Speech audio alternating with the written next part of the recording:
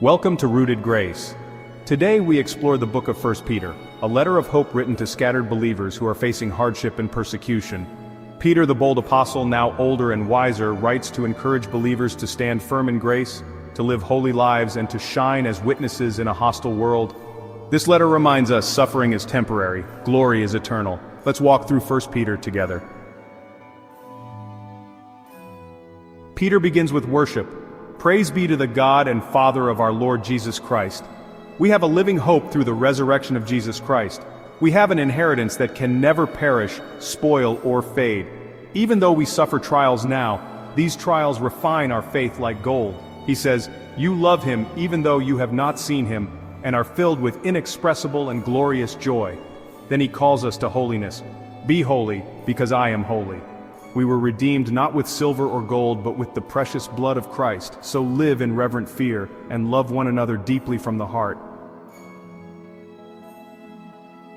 Peter says, like newborn babies, crave pure spiritual milk. We are being built into a royal priesthood. Jesus is the chosen by God, but rejected by men. We are a chosen people, a royal priesthood, a holy nation, God's special possession. Once we were not a people, now we are. Then he urges, live such good lives among the pagans. They may see your good deeds and glorify God. Submit to authorities for the Lord's sake.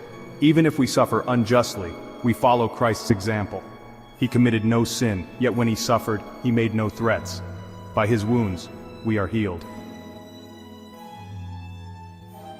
Peter gives us some practical guidance here. Wives, respect your husbands with purity and reverence, and husbands, be considerate and honor your wives.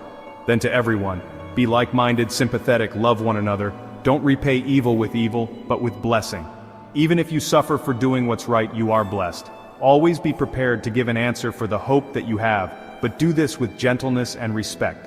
Christ also suffered once for sins, the righteous for the unrighteous, to bring you to God. Now he is at the right hand of God with angels and authorities in submission to him. Peter says, since Christ suffered in his body, arm yourselves with the same attitude. We've spent enough time living in sin, so now we live for the will of God. We're foreigners in this world, so don't be surprised when people don't understand. The end of all things is near. So, be alert and sober-minded, love deeply, offer hospitality, and use your gifts to serve others.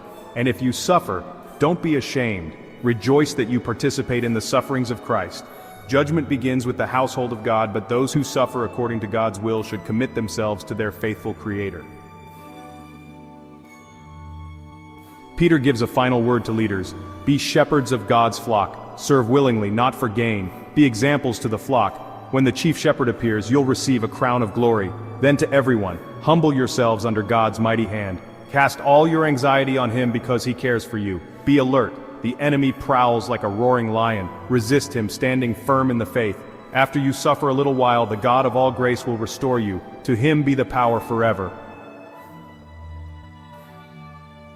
1 Peter teaches us that we are born again into a living hope. Suffering is temporary, but glory is eternal. We are a holy people, called to reflect Christ. We live differently because we are different, and God's grace will carry us through. Jesus is the cornerstone, the suffering servant, and the chief shepherd. Thank you for joining us for 1 Peter. Subscribe, share, and come back for 2 Peter, where truth is defended, false teaching is exposed, and the day of the Lord is in view. Stay rooted, stay faithful, and stay in his grace.